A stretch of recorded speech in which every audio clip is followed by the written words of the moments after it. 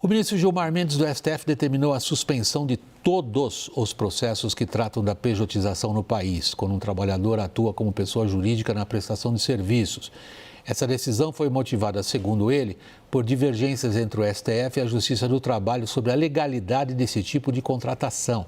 Reportagem de Luciana Amaral. O plenário do Supremo já reconheceu a repercussão geral da matéria. A análise envolve não só a legalidade dos contratos, mas também a competência da Justiça do Trabalho para julgar supostas fraudes e sobre quem fica com o ônus da prova, se o autor da reclamação trabalhista ou a empresa contratante. A chamada pejotização é muito usada em áreas como corretagem de imóveis, saúde, representação comercial e serviços de entrega, por exemplo.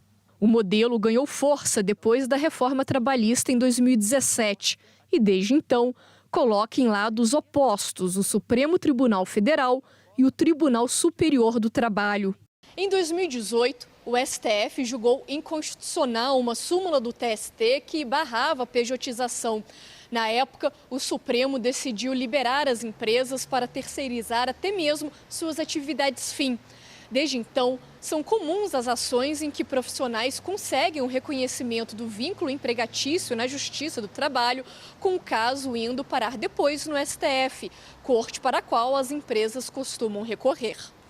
Na decisão dessa segunda, Gilmar diz que o descumprimento sistemático da orientação do Supremo Tribunal Federal pela Justiça do Trabalho tem contribuído para um cenário de grande insegurança jurídica, resultando na multiplicação de demandas que chegam ao STF, transformando-o, na prática, numa instância revisora de decisões trabalhistas. Com a suspensão das ações, o ministro buscou impedir a multiplicação de decisões divergentes sobre o tema, além de desafogar o STF. Todos os processos sobre o tema ficam suspensos até que o plenário julgue o mérito do recurso, ainda sem data para acontecer. Eu entendo que a Justiça do Trabalho, de fato, é a justiça mais competente e técnica especializada para isso. Eu acho que delegar isso para outras esferas, a gente acaba colocando em risco, de fato, algumas situações e no decorrer do tempo a gente pode acabar banalizando a Justiça do Trabalho. Antônio Galvão Pérez, essa discussão às vezes pode parecer excessivamente técnica para a nossa audiência, mas é de uma importância fundamental na moderna relação capital-trabalho no Brasil. Quando essa discussão vem a público, ela normalmente vem acompanhada da seguinte afirmação: a causa da insegurança jurídica é o excessivo ativismo judicial. Magistrados que não respeitam aquilo que foi estabelecido na reforma trabalhista e mais tarde referendado pelo Supremo Tribunal Federal. Procede? Mais uma vez, boa noite. De fato, esse é um comentário recorrente, né, de que uma das causas seria o ativismo judicial e o desrespeito também à posição do STF. Mas existe uma questão antecedente também, que é o jogo, digamos assim, do tudo ou nada no direito do trabalho brasileiro, né? O trabalhador se enquadra na figura do empregado e tem toda a proteção da CLT, ou fica fora dessa proteção, né? Vários países já enxergaram a necessidade de uma redistribuição dessa proteção legal, estendendo a alguns trabalhadores que, ainda que não estejam subordinados, têm alguma dependência em relação ao tomador de serviços, como o trabalhador parasubordinado, trabalhador autônomo economicamente independente na Espanha. Então, uma pressão também para esse tipo de debate é esse jogo do tudo ou nada, né? A pressão que o juiz tem de reconhecer o vínculo de emprego para assegurar a proteção, porque não haveria aí outras modalidades intermediárias de proteção. Então, tem algumas exceções, mas em regra não existem essas nuances no direito brasileiro. Mas sim, né, o ativismo e o desrespeito ao entendimento firmado pelo STF em uma ação anterior, chamada ADPF 324, também incitam essa insegurança jurídica. Existe na sua avaliação, como operador de direito que você essa prática contumaz de instâncias mais baixas na Justiça do Trabalho, de cada um interpreta como quer a reforma de 2017? É um tema ainda relativamente novo, né? Então, nós estamos em 2025, a reforma entrou em vigor em novembro de 2017, né? Então, isso para o tempo do processo, digamos assim, não é muita coisa, né? Mas, mesmo assim, existem ainda muitas divergências na aplicação da reforma trabalhista.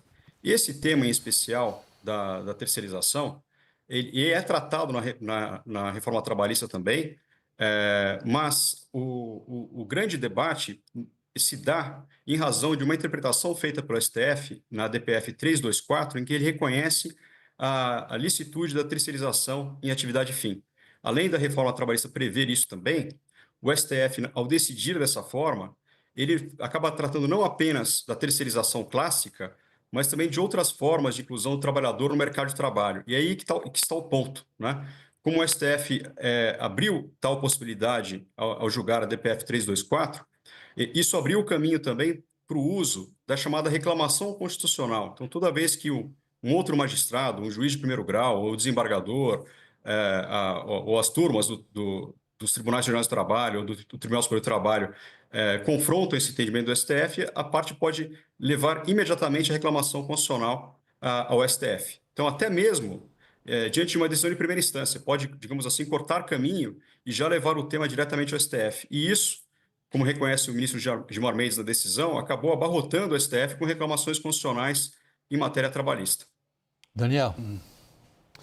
Antônio Galvão Pérez, eu queria te ouvir sobre os impactos que aquela decisão de 2021 do STF acabou tendo sobre o espírito da reforma trabalhista. Se lembrar, em 2021 o STF decidiu pela volta da justiça gratuita, justiça trabalhista gratuita, para quem declara que não tem acesso de pagar as custas do processo.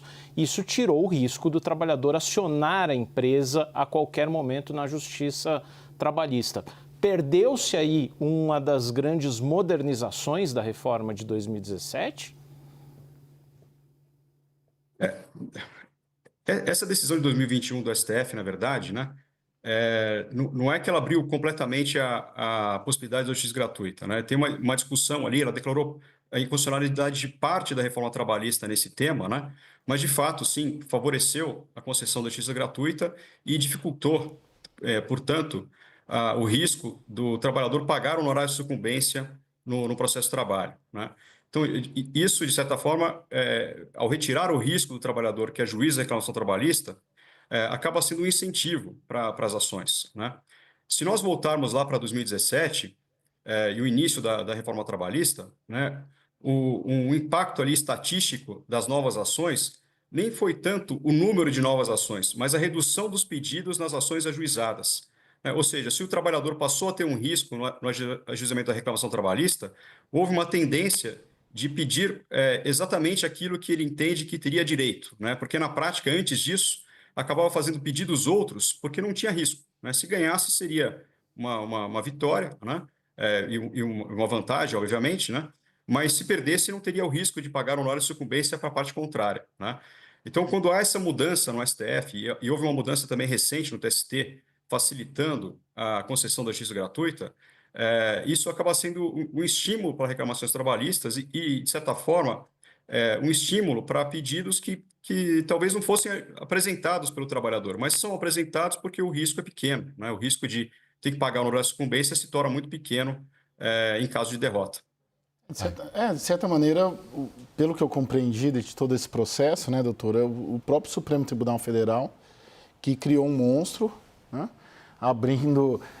se tornando praticamente uma vara de trabalho, ao divergir da jurisprudência e das linhas que vinham sendo adotadas pelo Tribunal Superior do Trabalho nessa questão, principalmente depois da reforma de 2017 e especificamente nessa questão de terceirização.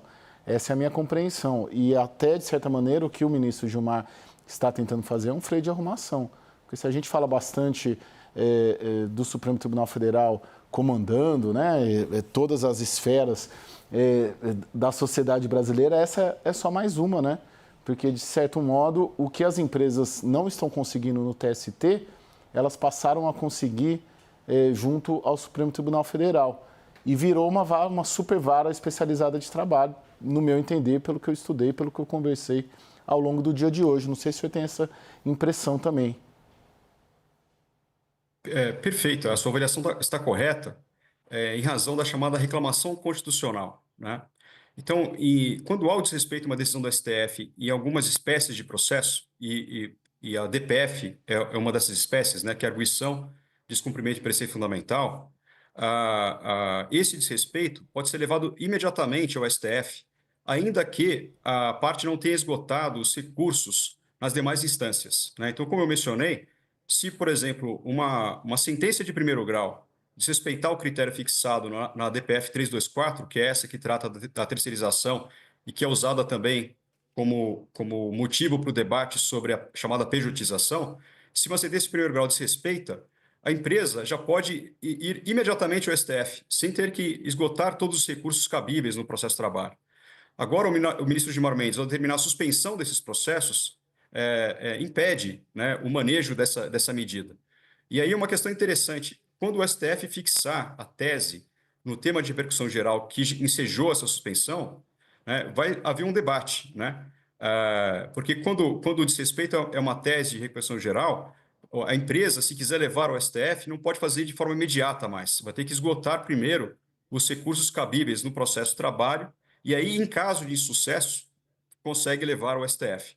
Então, muda o momento de apresentação dessa reclamação constitucional, né? Então, existe uma tendência do STF restringir, então, a reclamação com base na DPF e depois de fixar a tese de repercussão geral, se for no mesmo sentido que ele tem aplicado na sua composição aí majoritária, né? A tendência é vincular a reclamação, o cabimento da reclamação apenas após o esgotamento dos recursos no processo do trabalho. Então, vai ter uma diferença processual aqui importante para desafogar o STF no exame dessa matéria. Uma outra expressão das mais surradas, mais presente no nosso debate político, Pérez, é a da insegurança jurídica. O próprio ministro Gilmar aponta para a insegurança jurídica como principal razão da suspensão hoje de todas as ações que têm a ver com pejotização. Isso pega o espectro inteiro da economia brasileira, daquele entregador de aplicativo a profissionais liberais, o que você quiser, empresas que contratam outras para atividade afim. Aí a minha pergunta sobre insegurança jurídica. Na sua interpretação, é pacífico o que o STF pensa sobre terceirização? Eu faço referência, por exemplo, a uma recente iniciativa do ministro Flávio Dino de rever o entendimento de terceirização. Agora vem o Gilmar e suspende tudo. E não há prazo para que haja uma decisão com repercussão geral. Então, em que ambiente de segurança nós estamos? De fato, né, existe uma posição no STF, né, que também não é uniforme, né? O ministro Flávio Dino tem uma posição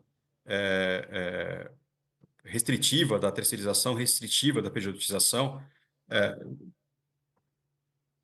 Pois não? Não, prossiga, por favor. Deve ser algum ruído que o atrapalhou no seu raciocínio, mas estamos aqui interessados na sua conclusão. Prossiga. Então, o ministro Flávio Dino, por exemplo, ele tem uma postura diferente da postura do ministro Gilmar Mendes. O ministro Fachin também. O ministro Fachin tem uma posição restritiva até do uso da reclamação constitucional, né? Tem um conceito no STF de estrita aderência, que é aplicado de forma muito rígida pelo ministro Fachin para admissão das reclamações constitucionais. Então, a posição do STF na composição atual não é uniforme, né? Então, é importante que os ministros julguem esse tema de repercussão geral para fixar o entendimento para ser aplicado ali, tanto pelo próprio STF quanto por toda a justiça do trabalho, a justiça comum, né? Mas isso denota, né, a insegurança jurídica. Então, por exemplo, uma reclamação constitucional sobre essa matéria, sendo distribuída, por exemplo, ao ministro Fachin, a chance de uma decisão desfavorável é grande, né? Mas depois existe um agravo que é levado para a turma e a chance desse agravo ser provido é grande também, né? Contrariando a decisão do ministro Fachin. Então, essa divergência que existe, inclusive, dentro do próprio STF, gera, sim, segurança jurídica e é algo que tem que ser endereçado, né? A regra do jogo tem que ser clara, né? Para todos, para a sociedade como um todo. Daniel. E também, nessa grande mixórdia aqui, professor, em se tratando de pejotização, Qual tem sido a posição do Congresso Nacional, que eu desconheço? Simplesmente não consegui averiguar o que o Congresso Nacional já deliberou sobre esse tema. Mas, por exemplo, a gente vê uma resistência do Congresso Nacional para deliberar sobre a relação dos trabalhadores autônomos com os aplicativos. E, nesse ponto, a gente está aguardando uma decisão do Supremo que está acenada, que vem ainda neste ano, sem que o Congresso queira deliberar sobre o assunto, porque está paradinho. Perfeito. No ano passado, né, foi apresentado, né, um projeto de lei, né, no Congresso Nacional. Em tese, né, houve um debate com representantes da classe aí dos motoristas autônomos, né? Isso está parado ainda no Congresso. A ideia daquele projeto é algo semelhante ao que eu mencionei, né? Estender alguma proteção, ainda que não reconheça tais motoristas como empregados. Então, é a ideia de começar a distribuir a proteção legal, não apenas ao empregado, mas a outras formas de inclusão do trabalhador no mercado de trabalho. Essa é uma questão bastante polêmica, né, e difícil de dosar. Nós não temos ainda essa prática no Brasil, né? Nós ficamos ainda nesse modelo de extremos, né, com proteção e sem proteção. E também isso envolve, né, isso tem consequências relacionadas também à tributação, relacionadas à previdência social. Então, não é só trabalhista o debate, né? Um contrato, voltando para a questão da pessoa jurídica, um contrato celebrado com uma pessoa jurídica para prestação de um serviço de engenharia, por exemplo, a tributação é muito menor do que aquela aplicada ao empregado, né? Então, aquele engenheiro que cria essa pessoa jurídica passa a se sujeitar a um modelo tributário mais favorável a ele, né? Mas, eventualmente, depois vai questionar o vínculo de emprego em juízo, né? E isso é criticado por alguns ministros do STF. Então, quando houve um debate mais acalorado no STF no ano passado, que foi até divulgado bastante na mídia, entre o ministro Flávio Dino e o ministro Alexandre de Moraes, ele chamou atenção a esse aspecto, né? A questão da vantagem tributária que, quando beneficia, ninguém questiona, mas depois busca-se também a vantagem da proteção trabalhista.